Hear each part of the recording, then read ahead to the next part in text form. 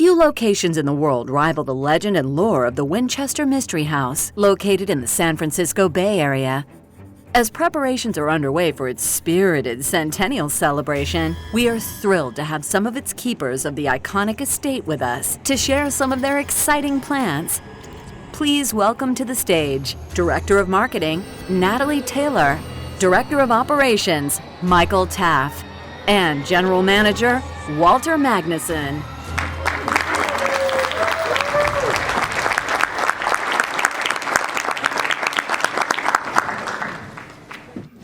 Everyone. Welcome. We're so happy you're here. And I do have to mention that my son and my wife are sitting in the front, and he just lost his tooth about 3 minutes ago, right here. And he loves all things spooky, so I think that's a good omen, hopefully. But welcome. We're so excited to be here. We're so happy that you are all here, and we have a lot of awesome things to take you through today. Winchester Mystery House, I'm hoping every hand goes up. How many people have been to Winchester Mystery House? Oh my gosh, look at this. Wait, there's a few, it's mostly in the middle here. Uh-oh, all right, well. We're gonna play a quick video for them, actually. Yes, let's kick it off with that. Video 1. Oh yes, please. In this hall, there are hundreds of doors. Doors that bridge this world and the next. Doors that unlock a grieving widow's secrets. Doors to what has been hidden for over 100 years.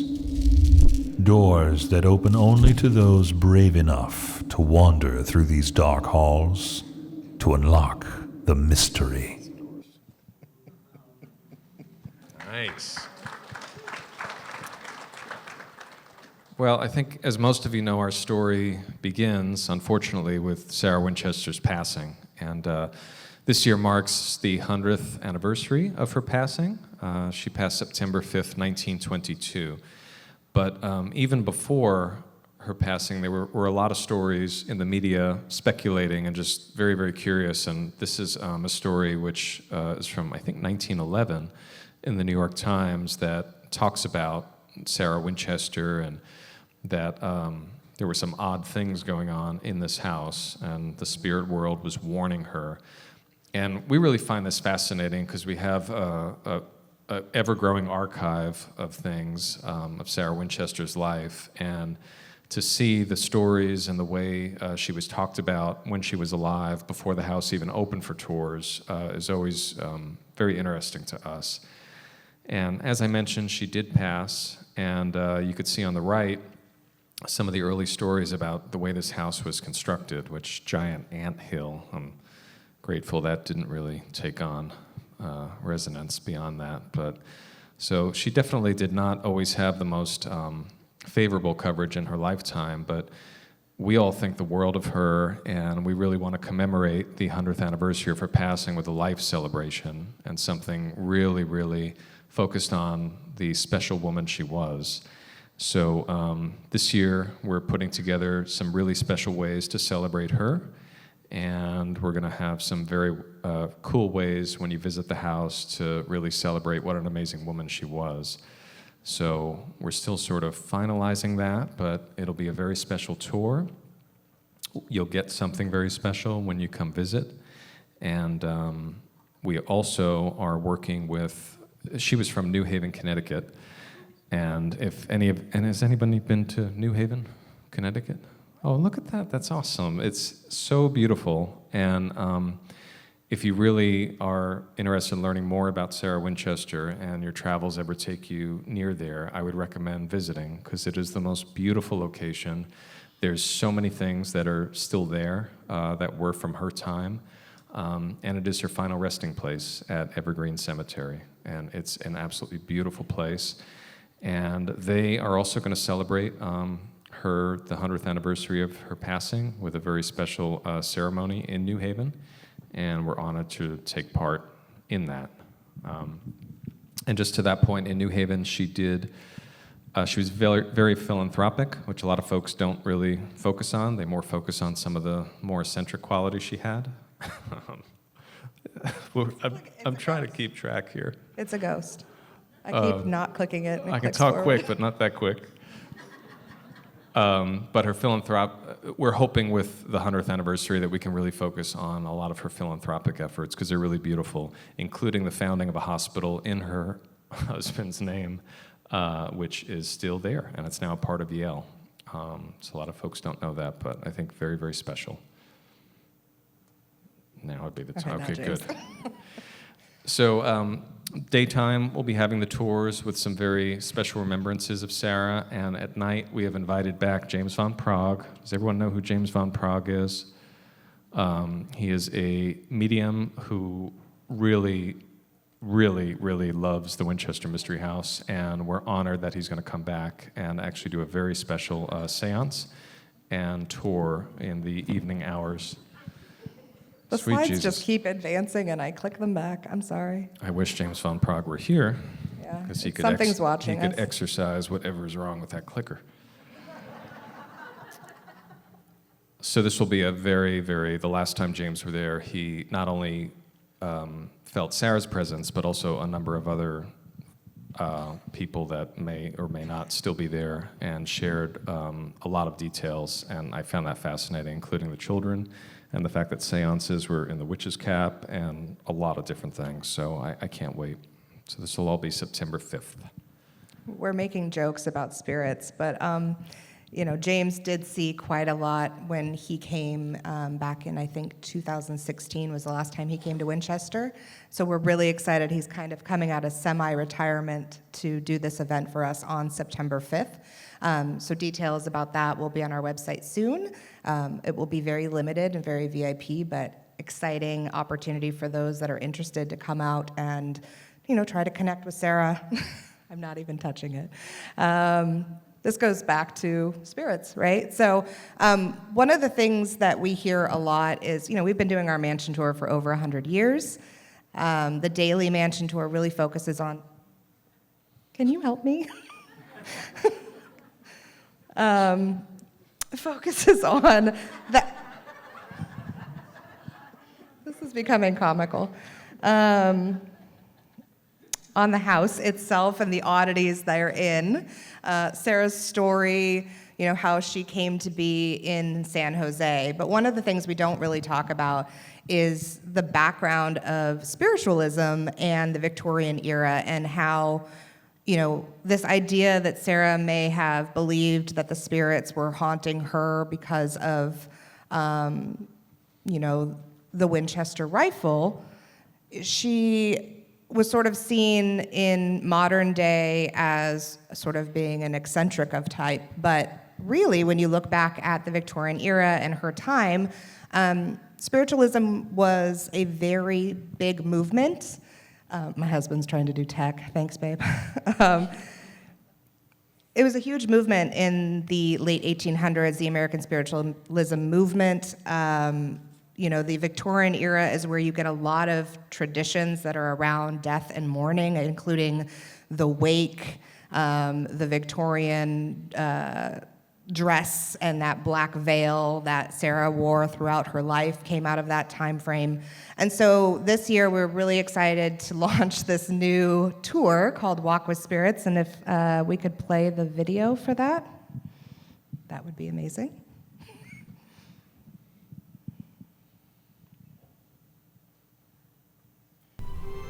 Winchester Mystery House invites you to step back in time and walk in the footsteps of a grieving widow. Burdened by the complicated rituals of mourning in the Victorian era, would she have sought solace from beyond the veil? For over 100 years, this house and the woman who built it have been caught somewhere between this world and the next. For a limited time, the all-new Walk with Spirits tour at Winchester Mystery House will challenge beliefs, pursue the paranormal, and try to unravel the mystery. Tickets available now at winchestermysteryhouse.com. Thank you. So what's exciting about this is that, again, we haven't really had a daily tour. We've done some Friday the 13th flashlight tours. We, of course, do a Halloween show, but we haven't offered this for our daily guests. And so this is a tour that could be done on its own. You can come and just do the Walk with Spirits tour, or you can combine it with our daily mansion tour. And the feedback, we've just launched it this month, July 7th, and the feedback we've gotten from our guests has been overwhelmingly positive. They're really interested in that spiritualism movement. There's an opportunity to sort of demonstrate what it would have been like to do a Victorian seance. So again, something to consider coming to, no, it's not forwarding at all. Go to the next slide. Oh, so I'm not using this anymore? Oh, thank God. So yeah, we're really excited about this tour. We hope if you are up in the area, you consider coming and seeing that different part of the house. You get to go on the 3rd floor, which is purportedly the most haunted area of the house, as well as the basement, and maybe see our very famous wheelbarrow ghost. Next slide. This is you, boss. Hello again. So as we look back on the last 100 years, I'm always taken with all of the ways that Winchester Mystery House has seemed to inspire, creative types, and it's always fascinating to me to take a look at all of those things and sort of, Disney's Haunted Mansion is a great example, but there's so many other things that it's amazing, and we sort of put that all together in one nice sizzle, which I hope is next. Yes, play that third video. Third video. We'll rehearse next time.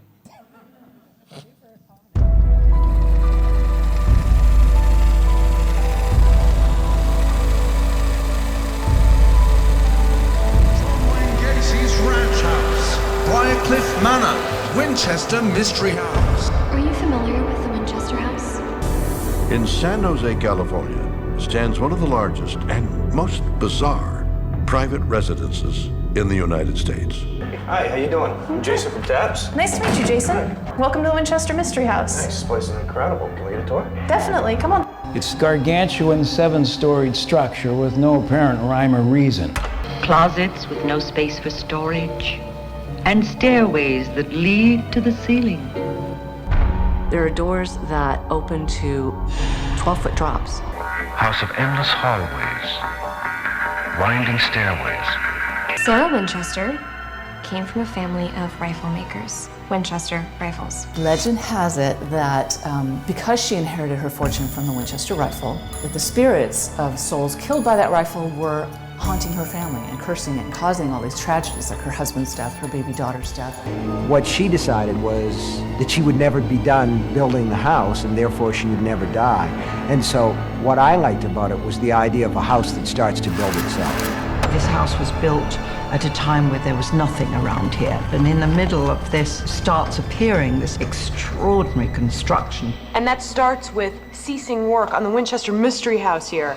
What if it was built as a giant puzzle, one that protects a vast treasure that still lies hidden behind one of the house's hundreds of walls? The dreams and the construction stopped when Mrs. Winchester died on September 5th, 1922. I can't stop thinking about this location. So, ladies and gentlemen, we are returning to the Winchester Mystery House. All houses wherein men have lived and died are haunted houses. There's more than secret passageways here. There's secret spiritual portals. Do you believe in ghosts, Dr. Price? Did you hear that? Did you hear that? Wait, was that a child scream? Yeah, that was. I heard that too. In case any of you needed a reminder, this place is a twisting nightmare. That's just a hallway. Shut up. I called out, "Who's up there?" And no one answered. Doors have closed on me just randomly, opened on me randomly. Windows have shut. Dude, I can't move! It's behind me, Jay. I just heard it. It's a wonderful place, wonderful people, and you guys have made it delightful for us being out here. Bay Area Light. Believe it or not. Ghost Adventures. on this episode of Ghost Hunters. On the season premiere of BuzzFeed Unsolved.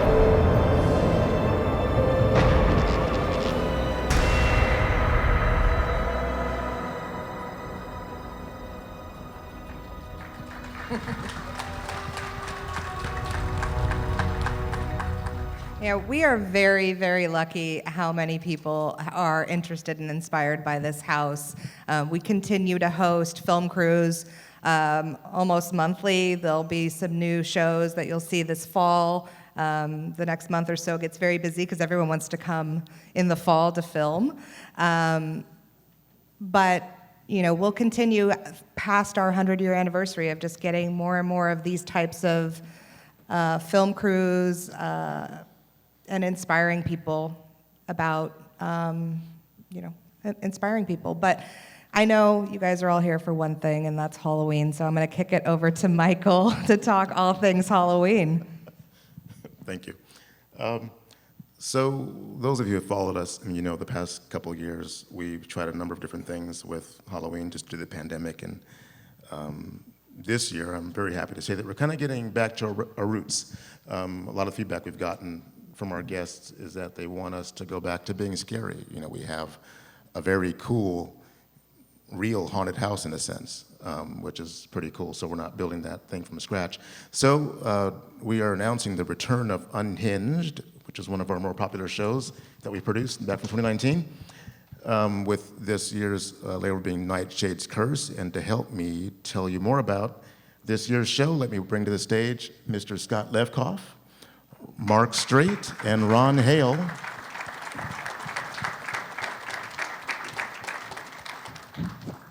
And a little plug, Mark and Ron have a very cool haunt in the Hall of Shadows this year, so go check it out when you're done. Let me give you, I guess you guys can share. Oh, there's more mics. Sorry. No, you share. All right. You can share. Okay. Yep. COVID safety. Yes. Oh.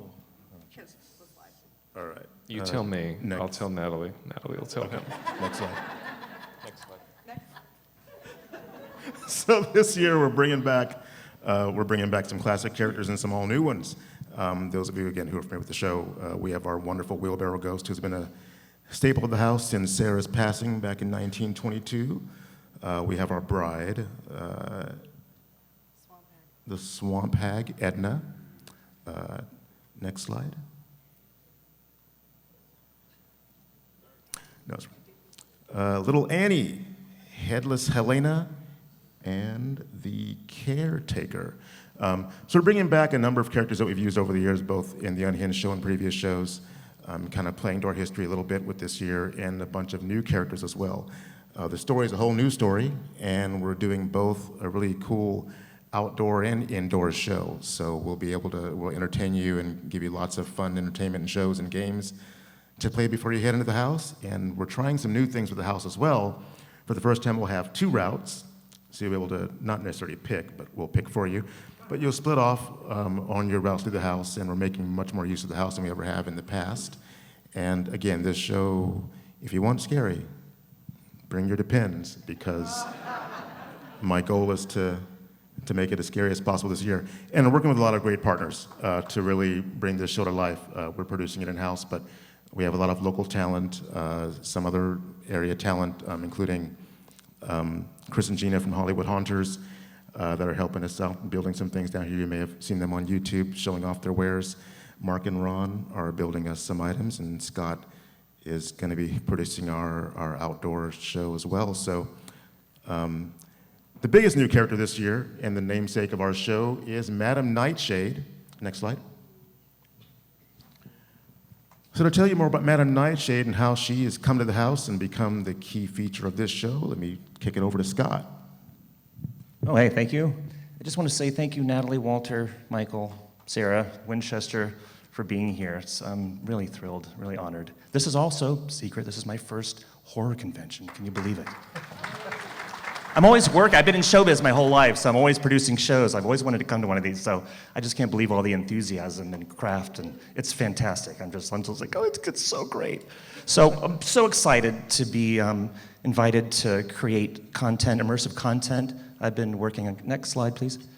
I've been working in San Francisco for 30 plus years as an immersive event producer, designer, and as fate would have it, my mother was a spirit medium. So I grew up with the Spirit Channel, and it gave me a very strange, unusual, unique perspective on life. And of course, I found out about the Winchester house at a young age, and I was very curious to kind of corroborate any kind of information or reality around what I experienced as a kid, which I didn't tell anybody. Because, you know, I was like a lonely, gloomy, lonely child reading weird fiction and Lovecraft, like in middle school. So, you know, of course, I was bullied. It was a secret of mine. So being here now to celebrate her life and to celebrate the realm of the spirits and the tradition, which I very much respect, is just really, it's such a great honor. So next slide, please. So I started doing spooky productions many years ago. There's a tradition in America called spook shows, right? They were around for decades. And they basically, magicians would found a good dime in producing midnight shows right before spooky films. And I'm really interested in exploring and celebrating other traditions such as the medicine show. Next slide, please.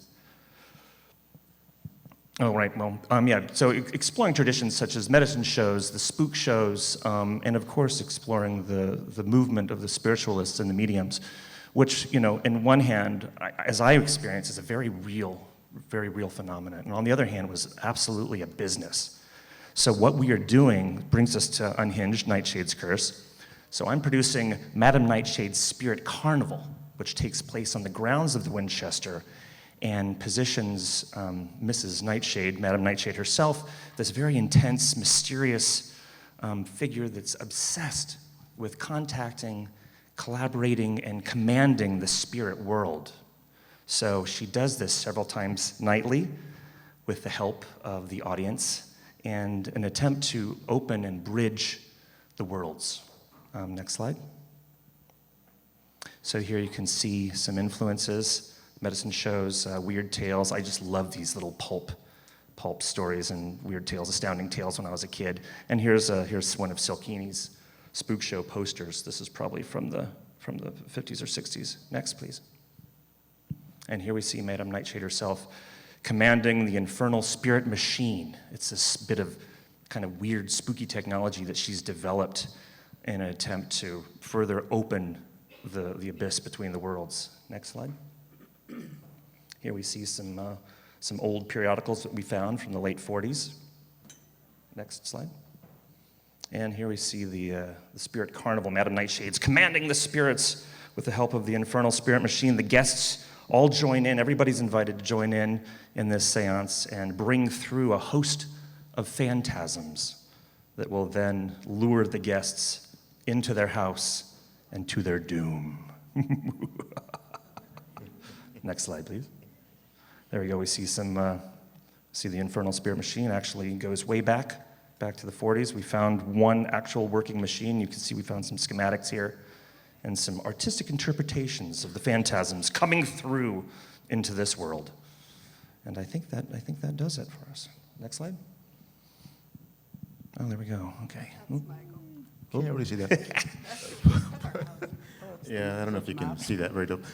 So putting together a show of this magnitude takes a lot of work, and we started working on this really right after, on the heels of last year's show ending, knowing that we wanted to do something bigger and better and kind of try some new things. The show really starts, you know, oddly enough, not with a story, but with a route. I think kind of a loose idea of what we have to do in our heads, but kind of a route through the house. So this kind of gives you an idea. I mean, we're talking about a 25,000 square foot house over 4 different levels that we have to traverse through. And with this year doing 2 routes, we couldn't have those routes intertwine or combine or meet. So that alone took the better part of a month, just kind of figuring out and fighting over what spaces we wanted to use and not use, and how we're going to get people here and there and entering this way and exiting that way. So that's been a big challenge. But once we did that, then we kind of put the bones of the story together and just kind of built it from that. So the story's evolved quite a bit over the past several months. But again, I'm super, super excited for what we're doing this year. Next slide, because I forgot what that was. Oh, look at that.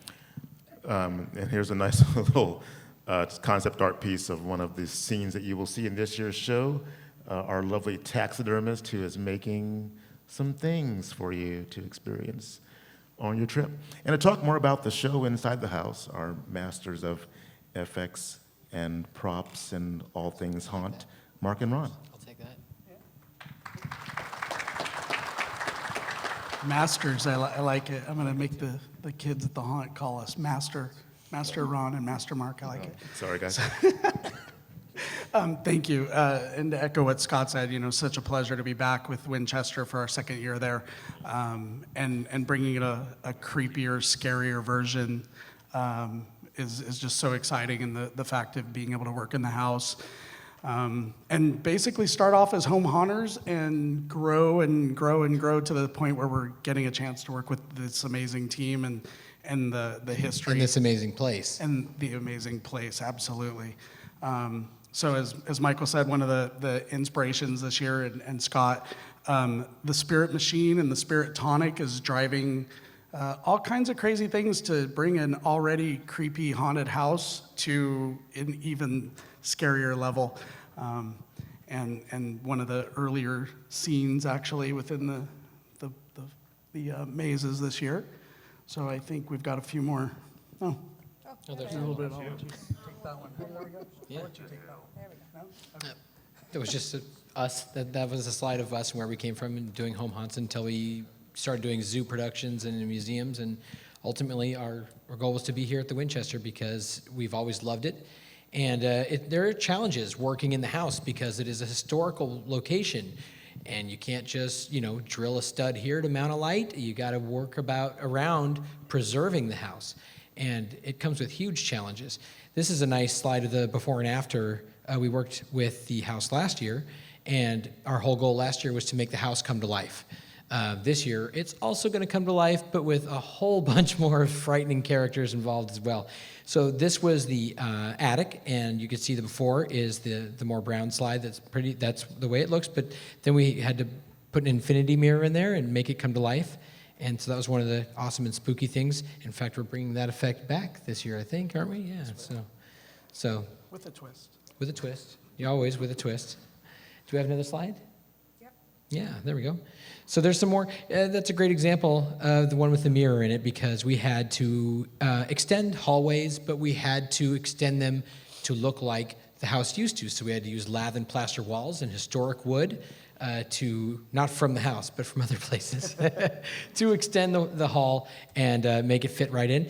The other slide there is a prime example of us bringing the house to life because that is the furnace, but it's hard to see there, but the pipes burst and scare the tar out of everyone as they're walking by that furnace, and so that's a piece of the house that we had to bring to life.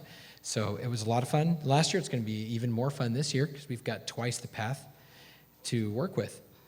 Yeah, and it's a lot of fun to be able to take, existing architecture and then try to match it and hide things in plain sight. I think last year in the first week of setup, we had made a bunch of modifications to the basement that's there on the right and to the kitchen, one of the kitchens. And, we told Michael, hey, let's go see what we're doing. And he didn't realize we had done anything, which is exactly what we wanted, so that things just blend right in until they don't. It was great. We worked for hours, and then Michael came in the room and said, well, you didn't do anything. I don't see anything here. And then we turned the effect on, and he was shocked that we blended it in so seamlessly that a guy who works there every day didn't even know what we did. So.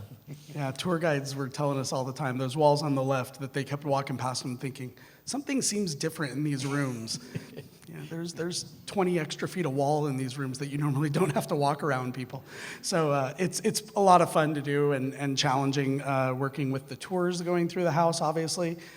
Very minimal amount of work can happen during the day. At night, we spend all night in the house working, which is spectacular. For anybody that's at a haunt convention, you can just, let your imaginations run because it's Imagine really... you're completely alone in the entire house and it's pitch dark. Really amazing. So it's been a pleasure to do. And the house does have its own personality for sure. Oh, yes. Oh, yes. Doors that are closing that no one was in those rooms. You hear the floorboards creaking like people are following you. You get used to it. In fact, a lot of the texts that we would use when we were up there were talking frequently to the ghosts around them, especially the wheelbarrow ghost in the basement. He made a lot of noise. think we have one more slide. And yeah, I think we did have another slide of the. Oh, that no. one's it. Okay. Well, I think what makes our job, my job as a marketer, so exciting is that we have found these amazing partners that are super respectful of Sarah's house and our tour department and our daytime tour guests. To their point, they work in the evening because we are running a full daytime tour operation. So starting August, September, October, the operations and tours department are not only managing a couple hundred guests a day, but also, helping these guys do all of the install at night. And just, again, we're very excited to bring back this show. It was very popular in 2019. Unfortunately, with the pandemic, we weren't able to bring it back at the level we wanted to. And so this year, we are so excited to be able to really invest not just in the tech, but also in the actors and storyline and the outdoor experience for guests. So if you do come, please think bigger than just an hour-long tour. This is a couple of hours of experience on the estate. Spend time in the Midway for Madam Nightshade's show outdoors. There'll be food, drinks, all that fun stuff, of course, and then the walkthrough experience of Nightshade's Curse. And I wouldn't be a marketer if I didn't throw out that I did use some in-house talent for our video for the show this year. One of the characters is Little Mary, and she's in the front row. She's actually my daughter. So you got to use what you got, right? So I will like to play a quick video just to show you guys a little sneak peek of what to expect for Unhinged Nightshade's Curse.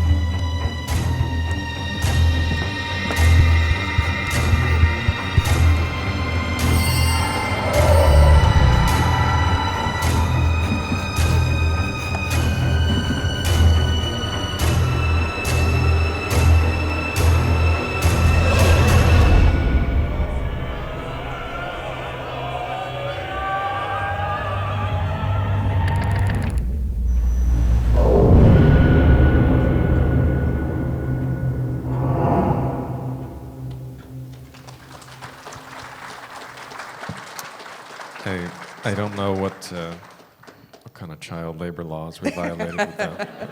She worked Looks great. For some Roblox money, I think is what it was. Good. We also we were so grateful, we have this amazing artist that is here at the show, Andy Scazzo, and he did all of these drawings of the characters. So my 3 kids are walking to the back. They have a copy for anybody that wants to grab one. There's a little card. I don't know why they're going in the back corners. Okay. They're splitting up. There's 3 of them. They'll hand you out something. If you go to booth 789, Andy has graciously said he will sign it for you if you'd like. So that's a takeaway from us. Next slide. Really important stuff. Show starts September 30th, runs for 13 nights. We're very excited. The website is winchesterunhinged.com. All the information is there. And next slide. And yeah, well, thank you so much for coming. We are here to answer any questions. And for all details, follow us on Facebook, TikTok, Instagram.